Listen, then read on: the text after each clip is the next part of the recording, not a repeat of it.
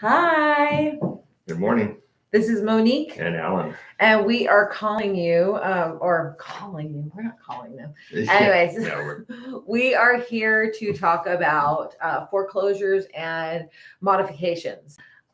We read by our good friend Dan Dobbs. I'm putting some things in the chat that I'd like you to read. I don't know if it's there. So basically, Dan Dobbs has talked to us a little bit more about foreclosures and modifications and how they're affecting normal people and especially our most valiant of people, which are our veterans and our military personnel. These people have sacrificed their lives and they are most susceptible right now to foreclosures based on what Dan has said. Dan is a lender out of Orange County, and he does great work, and he provides me with some really good information so that we can serve you better. So we're going to give you some information that we are learning regarding this topic. You're kind of a serviceman. Not really, but kind of fire service. Fire Not service. quite the same, but because we're not asked to leave the country and deploy for months to No, a but year you at a had to time. leave. You had to leave for like months at a time, and it's kind of it was challenging. Um, you could have died in South Carolina. in South Carolina. Yes. So what we are told is that roughly 7.6 million homeowners entered forbearance during the pandemic, according to the DOJ. And the majority of the borrowers have resumed making their mortgage payments, but roughly 1.25 million others, many military personnel or veterans, remain in forbearance programs about to expire. That's what the government said. Yeah, get ready to expire. So this is a problem. So so the move, this was announced in December 2021.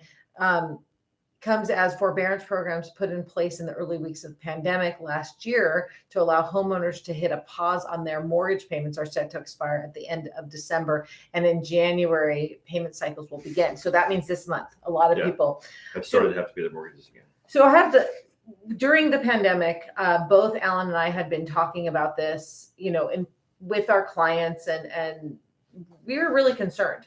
And what I kept on saying to people is, hey, I know that the buying cycle is really chaotic right now and crazy, but it should wait until, the end of 2021 is what we kept on saying, because foreclosures are going to resume. So people who are already in forbearance before the pandemic, they were able to be, paused, and that foreclosure, which is where they were before the pandemic, would resume. And so those people would end up, increasing the amount of homes on the real estate market. So basically, foreclosure can start 120 days after having difficulty paying, which means that maybe in March, we're going to see some people, more listings, foreclosures, which is the biggest thing. Everybody asks me, hey, Monique, do you have any foreclosures? And I kept on saying, they're just not even allowed. Yeah. So we've been saying, they should be coming shortly. It's kind of a dismal, I don't even like to talk about it, but it is a reality of the real estate market. And, over the last few months, a lot of my investors have really kind of tightened up their belt. Their income has gone down a bit because they can't find those crazy deals that they found in 2018, 2019. And there's a chance, I keep on telling everyone that we're going to have a correction, but what does that correction really mean? That correction in the market means that these crazy, like, overbidding of sorts are going to stop. It doesn't mean in California that we're going to completely see a slam of the market like we did in 2004, 2005, 2006. We're looking at, a correction I don't know. My prediction is that we will see a normal. But I mean, what do you think? Well, I think the same thing, kind of more normal. We've already started to see less offers coming on homes. So less offers, prices not going quite as high as they were during the early parts of 2021. And What does that mean, though? Going higher? it just means people are coming in and putting $50,000 to $200,000 over what the house was valued. So they're coming in cash. So you had a market analysis. So like, how much is your home worth? Say it's worth $100,000, and people were coming to the table $200,000 more than what the home was valued at. So if an appraiser came into the home, they'd say your home is worth $100,000, and then buyers would come in and say, I'm going to pay $300,000 for your home because I need to beat out the other guy. And so that was actually happening. What ends up happening is that delta of 200,000, they have to bring in with cash. They can't rely on their lender to help them buy the home for that additional amount that exceeds the market value of the home. And so I believe that we will stop seeing that. Towards the end of this year, they're expecting that the mortgage rates are going to go up 0.5%. So right now we're about 3%. So they're saying that we're going to see 3.5 or 4%, depending on what your credit score is. Yeah, exactly. So the change, just getting back to more normal. Getting back to more normal is my prediction. So I think that's where we're coming in today, because with that normal coming back, and with all these protections leaving in, the chances of foreclosures coming up, we wanted to share today ways to protect yourself, or ways to learn how to protect yourself from the foreclosures, if that's something that's facing you. So that's where we're headed today, is how to take care of that, how to kind of give some information, some direction on what to do if the bank decides they want to foreclose on your home because you haven't been able to pay. And a lawyer or attorney, Amy Loft Gordon, wrote a great article in lawyers.com about the foreclosure basics. And what I wanted to talk to you about was dual tracking of foreclosure while a modification is pending. It's not allowed to start a foreclosure or track a foreclosure when it's in an active modification, which means modification is resetting your loan terms so that it can be in a place where you can afford it again. So we have a major change in your lifestyle, like, COVID, for goodness sake, it happened. So that part makes it difficult for you to pay your mortgage. So you interact, you discuss, you come to new terms with your lender to modify the existing loan that you agreed upon. So remember, this was an agreement between you and your lender that you could pay back the loan regarding a certain amount, certain terms, and something significant happened in your life, which made it impossible for you to keep your end of the bargain. So there's something called a modification that allows you to speak and convene with your lender so that you can go ahead and get those loan terms changed so that you can afford them again. So during that time of modification, they cannot start foreclosure. And so dual tracking, it occurs when a loan servicer starts or continues with a foreclosure, even though you're in the process of working out an alternative like a modification. So during the foreclosure crisis, it was common for servicers to go forward with the foreclosure sale while at the same time lending or leading the owner to believe that a loan modification was forthcoming. Often a foreclosure sale happened before the modification process ended, and the homeowner ended up losing the property. That's just not fair. It's misleading. And so very clearly, a foreclosure can't start for 120 days. So under federal law, A servicer is prohibited from starting a foreclosure in most cases until the borrower is more than 120 days delinquent on the mortgage obligation. This 120-day time period allows the borrower significant or sufficient opportunity to prepare and send a loss mitigation application to the servicer. So I think what it does is it gives a very clear understanding of what the expectations are. So if you say you're going anywhere, you're applying to college, and you are in the middle of your application, and before you send in your application, they give you an answer. Done deal. You're in or out. And you haven't even applied. You know? Yeah. I don't know if that's really a good analogy. That's kind of the same thing, because here you're getting ready to, or you've asked, they've come to you and said, hey, we're going to foreclose on your home. And you go back and ask, well, let's make some changes. They keep going with foreclosing instead of honoring your request for changes. You're trying to work with them, and they're saying, no, we're going to keep pushing forward as we want to do, and they can't do that. You know what it's kind of like?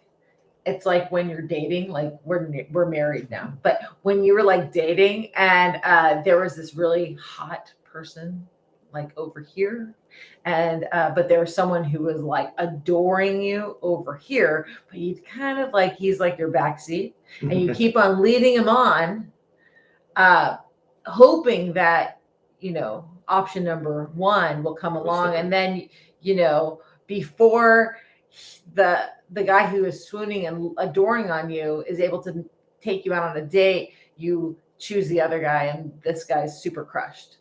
That's kind of, but that's about how harsh it is. That's kind of harsh, you know, because losing your home is even worse. You're believing one thing and something else is actually happening. Exactly. That's the problem. And you need to take your ringer off. We have so many phone calls, but he needs to turn that off.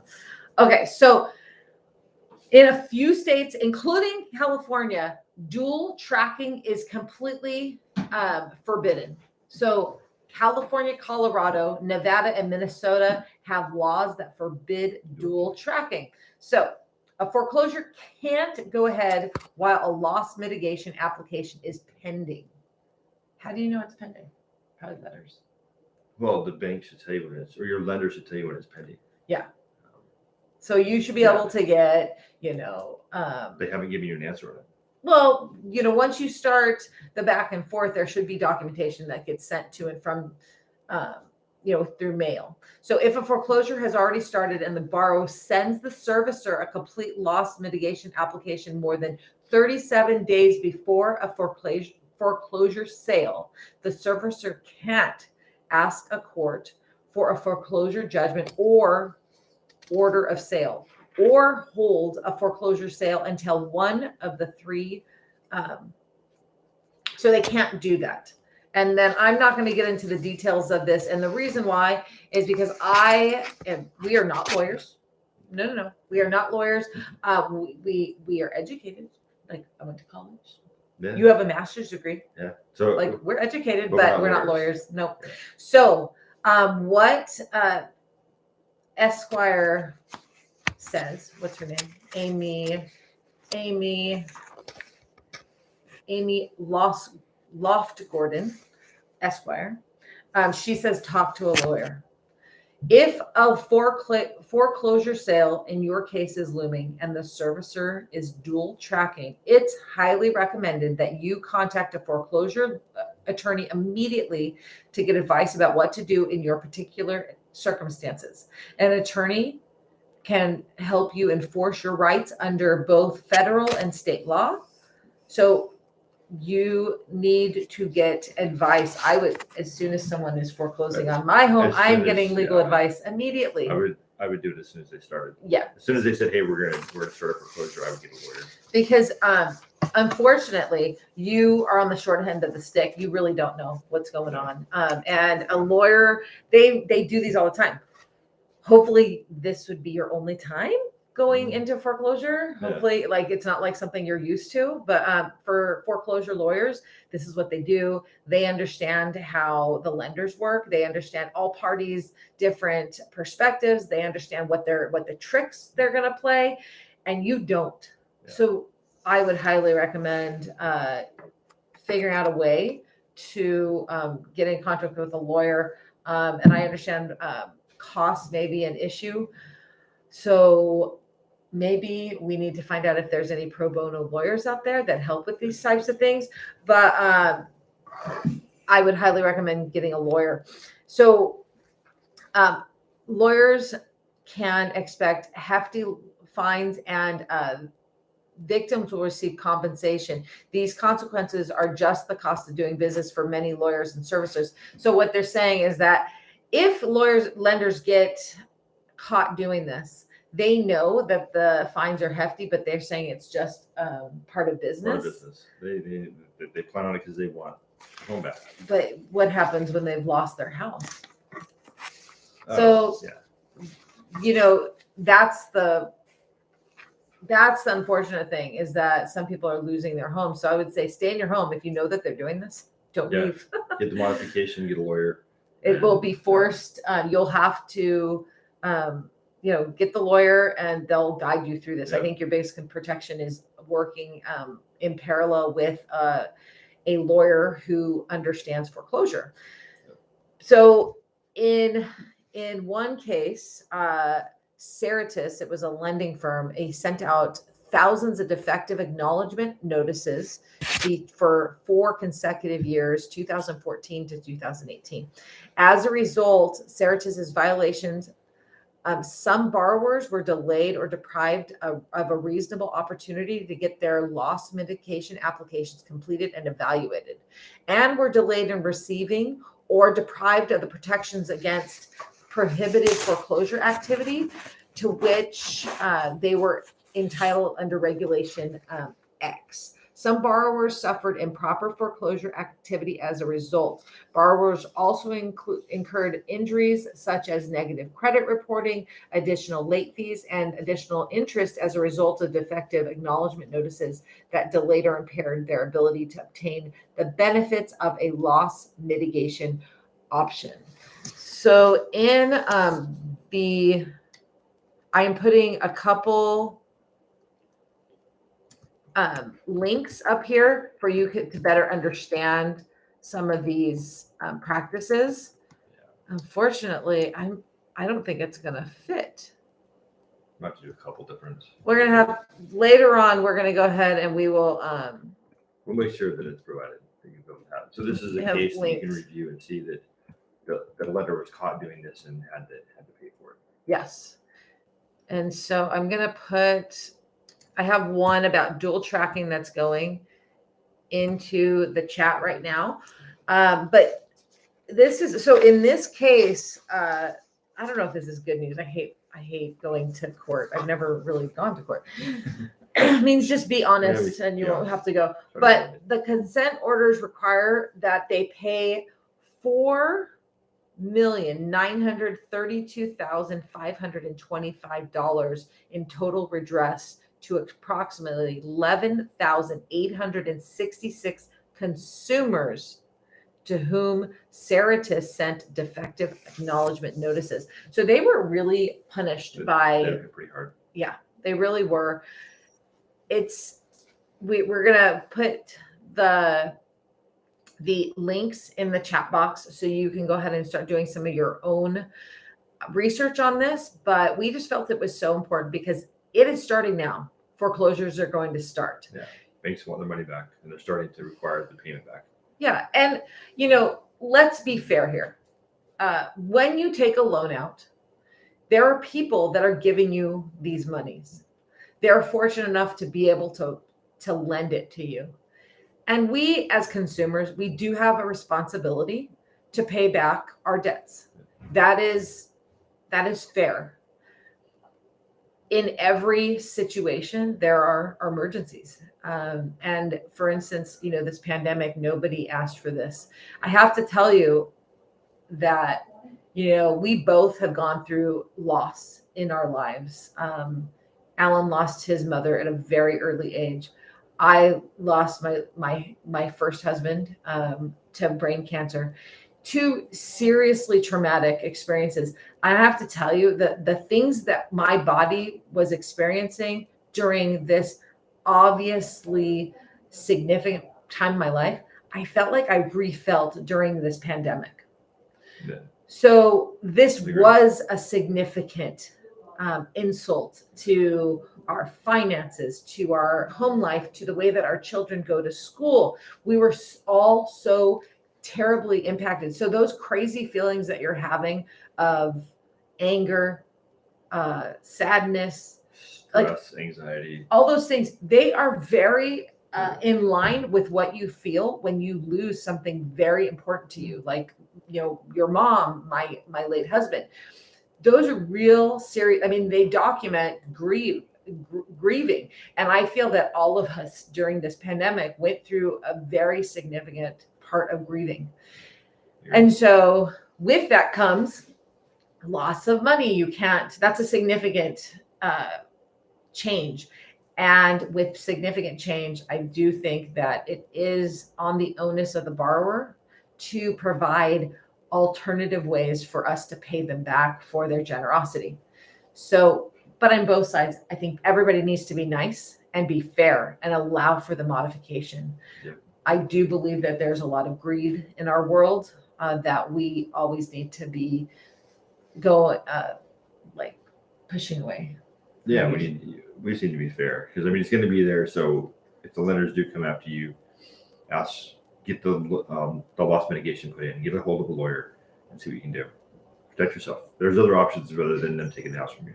Yes, and we're going to stay on for a little bit while I put on the other link so that you guys can look at that one as well regarding that court case. But again, I'm not sure if I might just put the title in there, because I don't think I'm going to be able to get the whole link. I think it might be too long. Yeah, I think the link is too long, but this is the title. I got that, and then I'm going to try to put the actual link in there, but I apologize if I can't. I know what I'm going to do. I'm going to put it in two separate. So I'm going to put the first part of the link in right now. And then the second part of the link, hopefully I can put in the chat box.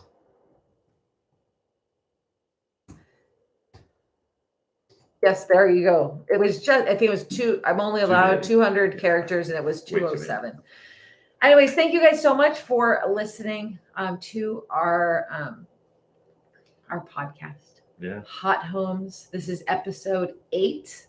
And we love you, and we thank you for being, loving real estate and wanting to learn more about it. But we're going to try our best to provide you with information that's helpful to you.